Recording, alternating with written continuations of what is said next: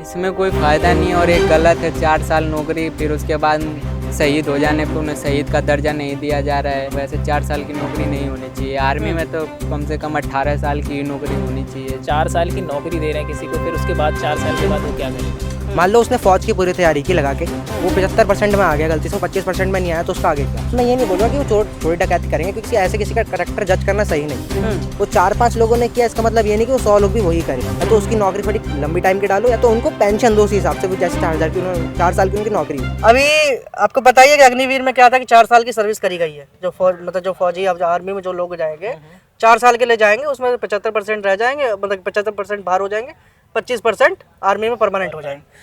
अब इसमें क्या है कि विपक्ष शुरुआत से कह रहा था कि जो 4 साल की सर्विस करके आएंगे वो गलत काम करेंगे, मतलब चोरी करेंगे, डकैती करेंगे, ये सब करेंगे। और अभी कुछ खबरें सामने भी आई हैं जिनमें ये साफ जाहिर है कि जो डकैती करते नजर आए हैं।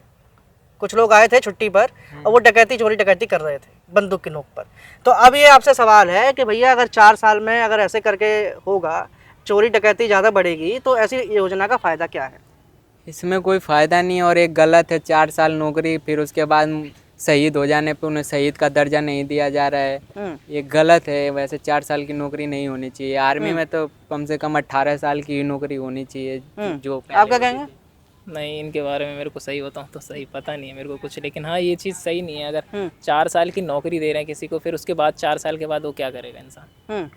4 साल के बाद तो बंदा अनएम्प्लॉयड है, कुछ ना कुछ तो उसको देखना ही पड़ेगा। मान लो उसने फौज की पूरी तैयारी की लगा के, वो 75% में आ गया, गलती से 25% में नहीं आया, तो उसका आगे क्या? और मैं ये नहीं बोलूँगा कि वो चोरी डकैती करेंगे, क्योंकि ऐसे किसी का करैक्टर जज करना सही नहीं है। वो 4-5 लोगों ने किया, इसका मतलब ये नहीं कि वो 100 लोग भी वही करेंगे। बिल्कुल। कुछ लोगों ने किया तो उसका हम ये नहीं कह सकते सभी वही करेंगे, लेकिन ये गलत है। या तो उसकी नौकरी थोड़ी लंबी टाइम की डालो, या तो उनको पेंशन दो उसी हिसाब से, जैसे 4 साल की उनकी नौकरी हुई। क्योंकि अगर तुम 4 साल, ये तो वही बात है कि 2 दिन खाना, लेकिन अगर नौकरी ना मिले तो फिर क्या करेंगे?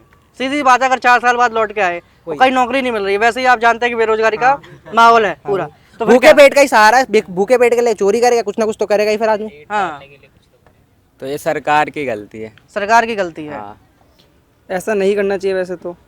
उनको मतलब वो 75% भी लोगों को तो वो देनी चाहिए।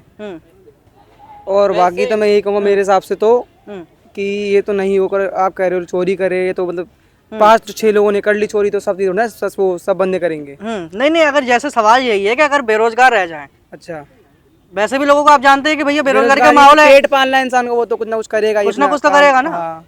तो बाहर बात तो सीधी जाहिर है।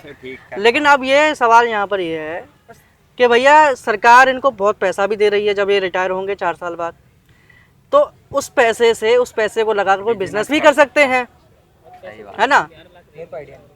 तो बहुत पैसा भी मिल रहा है। बिजनेस अब सभी लोग थोड़ी कर सकते हैं। अब किसी को तो एम्प्लॉय होना चाहिए। वैसे भारत में नौकरी की कमी नहीं है, वो वैकेंसी नहीं निकल रही है, उसकी बात अलग है। भारत में नौकरी की कमी नहीं है। यहाँ ये बस पॉपुलेशन करते रहते हैं। कभी ठीक से वैकेंसी निकाला है। अभी आपने देखा था यूपी में 50,000 वैकेंसी आई थी पुलिस की, यूपी पुलिस की। और पेपर लीक, अब पेपर लीक बार यूपी में पेपर लीक हो जा रहा है, तो ये तो गलत है ना फिर।